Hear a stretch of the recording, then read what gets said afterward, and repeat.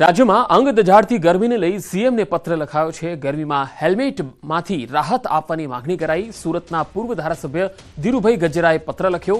ગરમીમાં પ્રજાને સિટી વિસ્તારમાં આરોગ્ય માટે જોખમરૂપ છે હેલ્મેટ।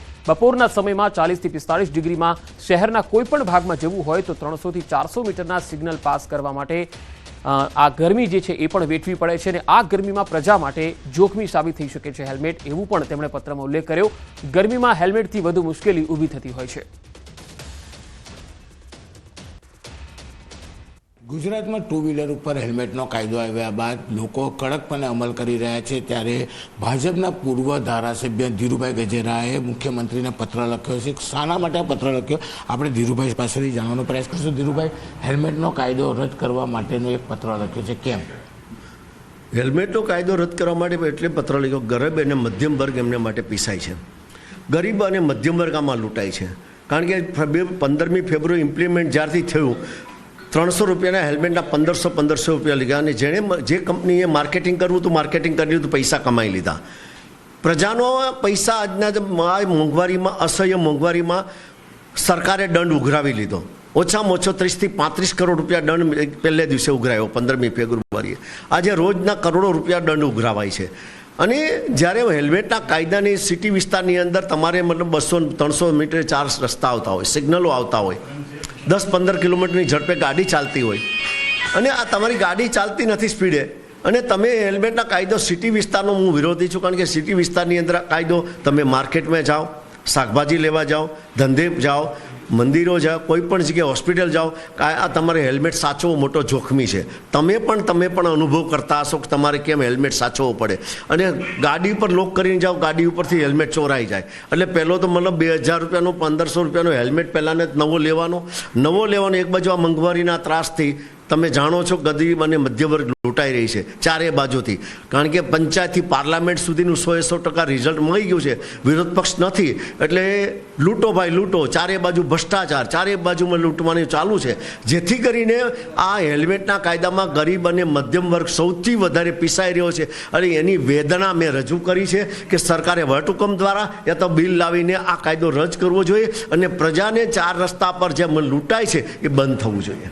બિલકુલ, આ ધીરુભાઈ ગજારા તેમનું સીધું કહેવું છે કે મોંઘવારીમાં સામાન્ય વ્યક્તિ પીસાઈ રહ્યો છે, પણ સિટી વિસ્તારમાં 400 કે 500 કે 1 કિલોમીટરે સિગ્નલ આવતા હોવાને લઈને હેલ્મેટની જરૂર નથી, તે છતાં પણ આ કાયદો લાવવામાં આવ્યો છે, ત્યારે ચોક્કસ પત્ર દ્વારા કાયદો રદ અથવા આનામાં સુધારા કરવા માટેની રજૂઆત કરી છે। કેમેરામેન જીગર ગુગલ સાથે કીર્તેશ પટેલ, ન્યૂઝ 18 ગુજરાતી, સુરત। નર્મદાના રાજપીપળા એસબીઆઈ મેઇન બ્રાન્ચના એટીએમ સેન્ટરમાં સાપ દેખાતા દોડધામ મચી। એટીએમમાં પૈસા ઉપાડતી વખતે ગ્રાહકોએ સાવચેત રહેવું હવે જરૂરી બન્યું છે। પૈસાની સાવચેતીની સાથે સાથે પોતાના જીવનું જોખમ પણ વધ્યું છે। એટીએમ હેંગ થતા એન્જિનિયર કામ કરી રહ્યા હતા એ વેળા સાપ દેખાયો। એટીએમ સિક્યુરિટી દ્વારા સાપને પકડી સલામત સ્થળે ખસેડાતા રાહત થઈ। એસબીઆઈ મેઇન બ્રાન્ચનું એટીએમ હોવાથી રોજના હજારો ગ્રાહક ત્યાં આવતા હોય છે। સાપ દેખાયો ત્યારે કોઈ ગ્રાહક ન હોવાથી સદનસીબે બચાવ થયો। સાપ બિનઝેરી હોવાથી હાશકારો થયો। સીસીટીવી સહિત સિક્યુરિટી તેમજ હવાચુસ્ત ગ્લાસ ડોર હોવા છતાં સાપ એટીએમમાં દેખાતા ગ્રાહકોમાં ચિંતા વધી હતી। નર્મદા જિલ્લાના ચાપટ ગામના પેટા ફળિયામાં જોડીમાં લઈને જતો જે વિડીયો સામે આવ્યો હતો ત્યારે આ ગામની ન્યૂઝ 18ની ટીમે મુલાકાત લીધી। ગામના ઈસિદ્રભાઈને સાપ કરડતા રોડના અભાવે જોડીમાં નાખીને દવાખાને લઈ જવા પડ્યા હતા। જોકે રસ્તાના અભાવે એમ્બ્યુલન્સ ગામ સુધી પહોંચી શકે તેમ ન હતી, તેથી અંદાજે 10 કિલોમીટર સુધી ઈસિદ્રભાઈને જોડીમાં નાખીને મુખ્ય રોડ સુધી લાવવામાં આવ્યા। મુખ્ય માર્ગ પરથી અને બાદમાં તેમને ખાનગી વાહનમાં સારવાર માટે લઈ જવાયા। હાલ હોસ્પિટલમાં તેમની સારવાર ચાલી રહી છે। કર્મની કઠણાઈ એ છે કે આઝાદીના આટલા વર્ષો પછી પણ ચાપટ ગામને રસ્તાની કે પાણીની કોઈ સુવિધા મળી નથી અને અહીંયા જનપ્રતિનિધિઓ તો ફરકતા જ નથી। અગાઉ પણ આ જ રીતે એક મહિલાને પ્રસૂતિની પીડા ઉપડી હતી અને ત્યારે તેમને પણ જોડીમાં લઈ જવામાં આવ્યા હતા। આટલા વર્ષો વીતવા છતાં આ ગામમાં રોડ, રસ્તા, પાણી, આરોગ્ય, ભણતર જેવી કોઈ જ સુવિધા નથી। ગામજનોનો આરોપ છે કે ચૂંટણી આવે ત્યારે નેતાઓ આ જ રસ્તે 10 કિલોમીટર ચાલીને વોટ માંગવા આવી જાય છે, પણ રસ્તો બનાવવાની તસદી લેતા નથી। ચાપટ ફળિયામાં 47 મકાનો અને 250 જેટલા લોકોની વસ્તી છે। સ્ટેચ્યુ ઓફ યુનિટી 10 કિલોમીટરના અંતરે આવેલું છે।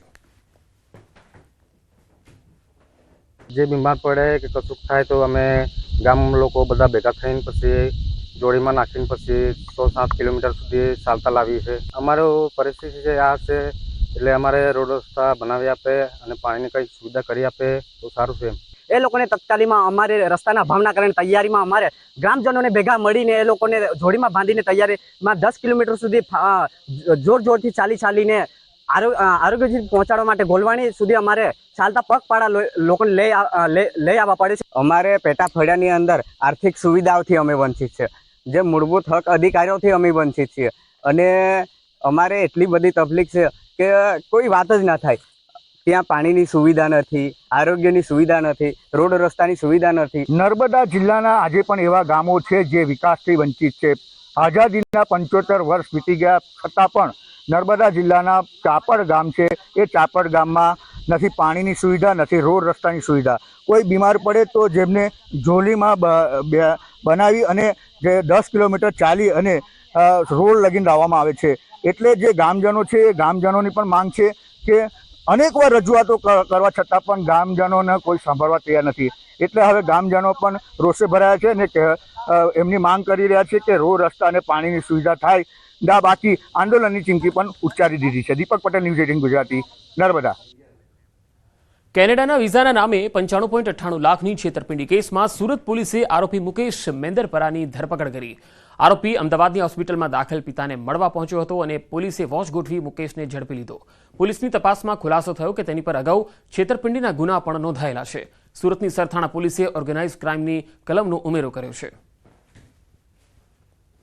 जब हमने इस पे तपास किया तो हमें पता चला कि ये एक सिंडिकेट है जो कि एक गैंग की तरह काम कर रही है और जो अलग अलग जगह पे चीटिंग का अंजाम देती है.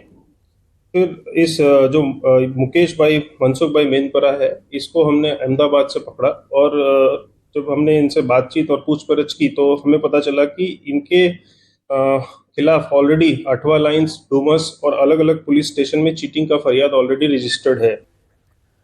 ફળોના રાજા ગણાતી કેસર કેરીના ઉત્પાદનમાં આશ્ચર્યજનક રીતે ઘટાડો નોંધાતા ચિંતા વ્યાપી છે. આ વર્ષે ગોહિલવાડમાં કેરીની મીઠાશના બદલે તેની ખટાશનો વધુ અનુભવ થશે. દર વર્ષે સૌરાષ્ટ્રમાં સૌથી પહેલા ભાવનગરમાં કેરીના વેચાણ માટે પીઠું શરૂ થાય છે, પરંતુ આ વર્ષે અહીં હરાજી મોડી શરૂ થશે. સાથે કેરીના ઉત્પાદનમાં પણ ઘટ જોવા મળી રહી છે. સરેરાશ ઉત્પાદનમાં 30થી 50% સુધીના ઘટાડાથી વાડી માલિકોને રાતા પાણીએ રોવાનો વારો આવ્યો. ઓછા ઉત્પાદનના પગલે કેરીના ભાવ પણ ઊંચા જશે. જ્યારે મોર આવ્યા ત્યારે તો એવું લાગતું હતું કે ખેડૂત ન્યાલ થઈ જાય, પણ પછી સમય જતા વાતાવરણ કે જે કાંઈ પરિબળો નીડ્યા પણ કોઈ ફ્લાવરિંગ થયું નહીં, કેરીનો કોઈ જવાટ થયો નહીં, એટલે ખેડૂતોને બહુ મોટા પાયે નુકસાની ગણાય. કારણ કે આંબામાં કેરી જ નથી. આ વર્ષે કેરીના પાકમાં એકદમ હાવ નિષ્ફળ ગઈ તો પણ હાલે એવું કંઈ 10-20% ઉત્પાદન મળ્યું હોય તો એટલો તો અમારે ખર્ચ પણ ન ઊભો થાય. જનરલી વીઘે 25,000 થી 30,000 રૂપિયાનો ખર્ચો આવી જતો હોય છે એવરેજ, અને ઉત્પાદન આ વર્ષે તો કાંઈ 25,000 રૂપિયાનું વીઘે આવે એવું કાંઈ છે નહીં. એટલે ખેડૂતને આ વખતે ખૂબ મોટા નુકસાનીમાં, આંબાના જે બગીચાવાળા છે એ ખૂબ મોટી નુકસાનીમાં રહેશે. આ વખતે સામાન્ય લોકોને કેરી ખાવી બહુ મુશ્કેલ થઈ જશે. 4,000 થી 5,000 થી 7,000 રૂપિયા અત્યારે ભાવ છે, એટલે સામાન્ય લોકો આ વર્ષે કેરી ખાઈ શકશે નહીં એવું મારું અનુમાન છે. પાલીતાણાના હસ્તગીરી ડુંગર પર ફરી આગ લાગી. ખાનગી માલિકી વિસ્તારના ડુંગરાઓમાં આશરે 6 વીઘામાં આગ લાગી. ધુમાડાના ગોટે ગોટા દૂર દૂર સુધી નજરે પડી રહ્યા છે. હસ્તગીરી ડુંગર અને આસપાસના વિસ્તારમાં શેડ્યુલ 1, શેડ્યુલ 2 સહિતના વન્ય પ્રાણી વસવાટ કરે છે. આગ વધુ ન ફેલાય તે માટે સ્થાનિકો પ્રયાસ કરી રહ્યા છે. તાજેતરમાં સિંહનો વસવાટ પાલીતાણા અને આસપાસના રેવન્યુ વિસ્તારમાં વધી ગયો છે. ફાયર વિભાગની ટીમ પણ હજુ સુધી ઘટના સ્થળે નથી પહોંચી. અગાઉ પણ થોડા દિવસ પહેલા આ વિસ્તારના ડુંગરોમાં આગ લાગી હતી. 6 દિવસ બાદ આગ પર કાબુ મેળવવામાં આવ્યો હતો. વધુ માહિતી મેળવીએ સંવાદદાતા ભાવનગરથી નીતિન ગોહિલ જોડાયા છે. નીતિન, પાલીતાણાના જે ડુંગરાઓમાં આગ લાગી છે, કેટલે અંશે કાબુ મેળવી શકાયો છે અત્યાર સુધી? પંકજ, વાત કરીએ તો ફરી વખત એટલે કે હસ્તગીરી જે જૈનોની તીર્થનગરી છે ત્યાં ફરી આગનો બનાવ છે તે સામે આવ્યો છે. અગાઉ પણ જે થોડા દિવસ પહેલા આગ લાગી હતી અને તે આગને કાબુ મેળવવા માટે તંત્રને ભારે જહેમત ઉઠાવવી પડી હતી. 6 દિવસે આગ કાબુમાં આવી હતી. જોકે તે ફોરેસ્ટનો રેવન્યુ ડિપાર્ટમેન્ટ હોય તે રેવન્યુ વિભાગના ડુંગરો પર આગ લાગી હતી. જ્યારે હાલની આજની જે આગ લાગી છે તે આગમાં ખાનગી પેઢી અને ખાનગી જે ખેડૂતો હોય છે તેમની માલિકીના જે ડુંગરો હોય છે તેમના પર આગ લાગી છે. અને હાલ આ આગને બુઝાવવા માટે સ્થાનિક લોકો દ્વારા પ્રયાસો હાથ ધરવામાં આવી રહ્યા છે. પરંતુ ચોક્કસ કહી શકાય કે હજી ફાયરની ટીમ છે અથવા તો ફાયર ફાઇટરો છે તે આગને કાબુ મેળવવા માટે ત્યાં હજી સુધી પહોંચ્યા નથી.